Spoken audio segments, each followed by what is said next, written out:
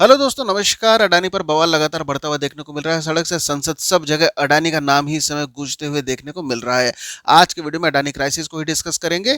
अंत तक जरूर बने रहेगा। चैनल को अभी तक आपने सब्सक्राइब नहीं किया तो सब्सक्राइब जरूर कर ले ताकि क्वालिटी कंटेंट आप तक रेगुलरली आता रहे। दोस्तों, अडानी ग्रुप की मुश्किलें लगातार बढ़ती हुई देखने को मिल रही है। जब से हिंडनबर्ग ग्रुप द्वारा इन पर इतिहास के सबसे बड़े कॉर्पोरेट धोखाधड़ी का आरोप लगा है, तब से लगातार अडानी समूह की साख गिरती हुई नजर आ रही है। कुछ समय पहले ही अडानी ग्रुप द्वारा भारतीय इतिहास का सबसे बड़ा एफपीओ अर्थात फॉलो ऑन पब्लिक ऑफर लाया गया था 20,000 करोड़ रुपए का, जिसमें रिटेल निवेशक बिल्कुल भी इंटरेस्ट नहीं दिखाता है। फिर भी ये एफपीओ पूरी तरीके से सब्सक्राइब हो जाता है। हालांकि बाजार मूल्य से ऊपर का ये एफपीओ तत्कालीन उस समय था, बावजूद इसके और इसको फुल्ली सब्सक्राइब करने में यूएई की राजशाही परिवार, भारत के दूसरे बड़े पूंजीपति जिसमें मुकेश अंबानी का नाम सामने आ रहा है, जिंदल का नाम सामने आ रहा है और तमाम सारे उद्योगपतियों का नाम सामने आ रहा है, बावजूद इसके अडानी समूह के जो शेयर्स है वो लगातार गिर रहे थे। और ऐसे में एक रियर वीडियो संदेश अडानी द्वारा लाया जाता है और गौतम अडानी इस बात को कहते हैं कि इस समय पे ये मॉरली करेक्ट नहीं होगा कि एफपीओ को लेकर आगे बढ़ा जाए, और फुल्ली सब्सक्राइब होने के बाद भी इस एफपीओ को पुल आउट कर लिया जाता है। हालांकि इस बात को भी लेकर इस पर काफी आरोप लग रहा है। कुछ लोगों का ये भी कहना है कि इनडायरेक्टली इस एफपीओ में अडानी का ही पैसा लग रहा था और अपने ही पैसे को, जब उनके ही खुद के शेयर लगातार गिर रहे हैं, तो वो ऊपर के मूल्य पर फंसाकर नहीं रखना चाह रहे थे। और यह आरोप फोर्ब्स द्वारा लगाया जा रहा है। और ऐसे में विपक्ष पार्टियों द्वारा लगातार अडानी और सरकार दोनों को घेरा जा रहा है और लगभग 13 से 16 पार्टी मिलकर इस पूरे मामले पर ज्वाइंट पार्लियामेंट्री कमेटी जेपीसी की मांग कर रहे हैं कि जेपीसी के तहत इस सब की जांच करनी चाहिए अथवा सुप्रीम कोर्ट की निगरानी में chief justice of India Chandrachud ji की देखरेख में एक टीम बनाई जाए और पूरे मामले की जांच कही जाए। और इसी को लेकर लगातार संसद में कार्रवाई दोनों सदनों में, लोकसभा राज्यसभा में ठप चल रही है। और इस सब के बीच में आरबीआई द्वारा अडानी ग्रुप में जो भी बैंक के एक्सपोजर हैं, चाहे डायरेक्टली हो इनडायरेक्टली हो, सबकी डिटेल को मांग लिया गया है। और अब इन सब के बाद जिस तरीके से क्रेडिट स्विस ग्रुप के द्वारा अडानी के जो बॉन्ड हैं उनको जमानत के रूप में स्वीकार करने से इनकार कर दिया जाता है, धड़ाधड़ शेयर गिरते हैं। सिटी ग्रुप भी ऐसा ही करता है। और अब कई सारे और प्रश्न चिन्ह खड़े हो गए। अब ऐसे में ऑस्ट्रेलिया में जहां पे अडानी समूह विवादास्पद कॉरमाल खनन खनन परियोजना में शामिल था, अब ऑस्ट्रेलिया बाजार नियामक का यह कहना है कि हिंडनबर्ग रिपोर्ट की वो समीक्षा करेगा। और इस तरीके से बहुत सारे देशों में अडानी के प्रोजेक्ट चलते हैं, तो ऐसा भी संभव है कि कुछ प्रोजेक्ट उनमें से उस पे क्वेश्चन मार्क लग सकते हैं। और जिस तरीके से इनका लगातार जो शेयर के प्राइस गिर रहे हैं, कुछ ही दिनों में $100 बिलियन से ज्यादा इनकी जो संपत्ति उसमें ह्रास देखने को मिल चुका है।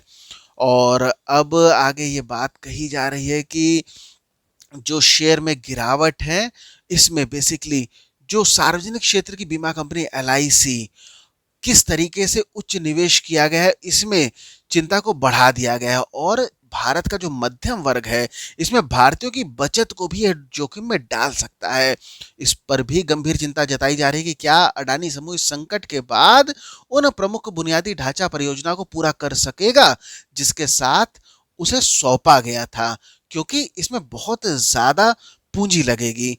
और इन सब के इतर अगर हम बात करें तो निश्चित तौर पर प्रतिष्ठा सिर्फ अडानी समूह की ही नहीं, बल्कि भारतीय शेयर बाजार और जो भारतीय नियामक संस्था है, सब जगह सबकी प्रतिष्ठा को भी नुकसान पहुंचा है। और एक तरीके से प्रतिष्ठा इस समय दांव पर भी लगा हुआ है, क्योंकि एक अगर हम रीजन की बात करें जो इंडियन मार्केट को दूसरे इमर्जिंग नेशन से अगर डिस्टिंग्विश करता है, तो वो है ट्रांसपेरेंसी हमारे मार्केट की, और क्वालिटी है हमारे जो रेगुलेटर है, मार्केट को रेगुलेट करते हैं, चाहे वो सेबी हो, आरबीआई इनडायरेक्टली कह सकते हैं।